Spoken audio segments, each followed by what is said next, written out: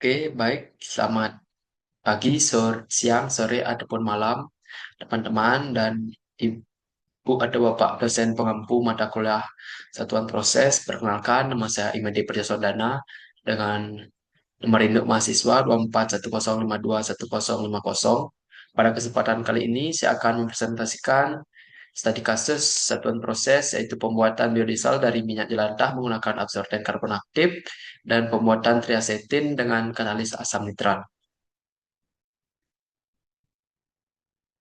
Adapun latar belakang dari studi kasus saya kali ini yaitu adalah dua isu utama, yaitu krisis energi yang tinggi, ketergantungan pada bahan bakar fosil yang mendorong pencarian sumber energi terbarukan. Salah satunya adalah biodefault. Yang kedua ada masalah limbah minyak jelantah, merupakan limbah yang mengandung kadar asam lemak bebas atau FFA yang tinggi, yang dimana jika dibuang sembarangan akan merusak lingkungan sekitarnya. Adapun potensi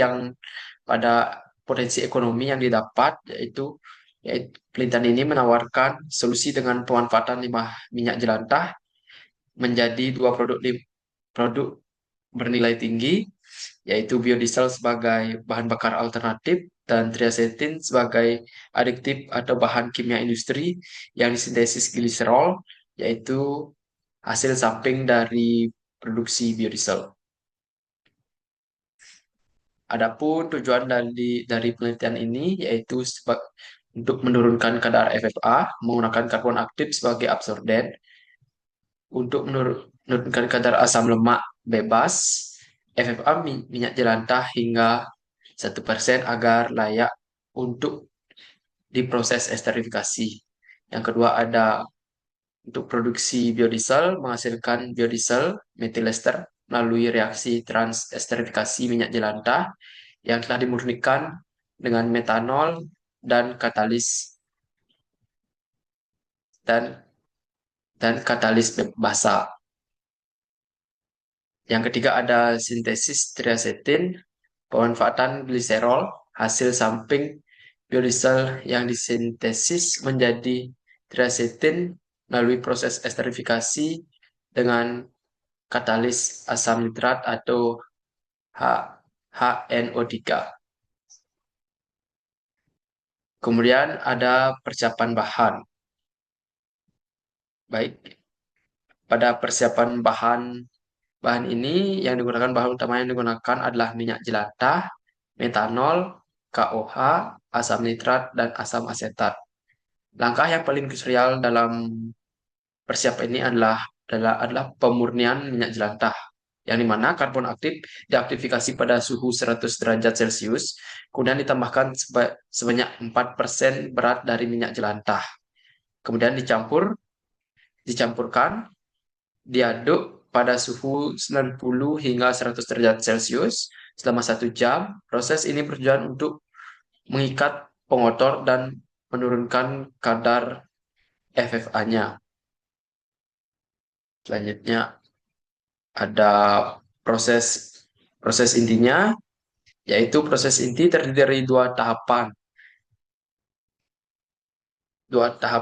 reaksi satuan proses, yaitu pertama ada esterifikasi untuk menghasilkan biodiesel. Reaksi ini dilakukan dengan rasio metanol sebanyak 6:1, kemudian menggunakan katalis KOH sebanyak 1% dari berat minyak yang digunakan, kemudian direaksikan pada suhu 65 derajat Celcius selama 60 menit. Kemudian yang kedua ada reaksi yang kedua ada esterifikasi triacetin. Untuk sintesis triacetin gliserol, hasil samping dari reaksi dengan asam asetat. Reaksi ini menggunakan rasio mol 1:7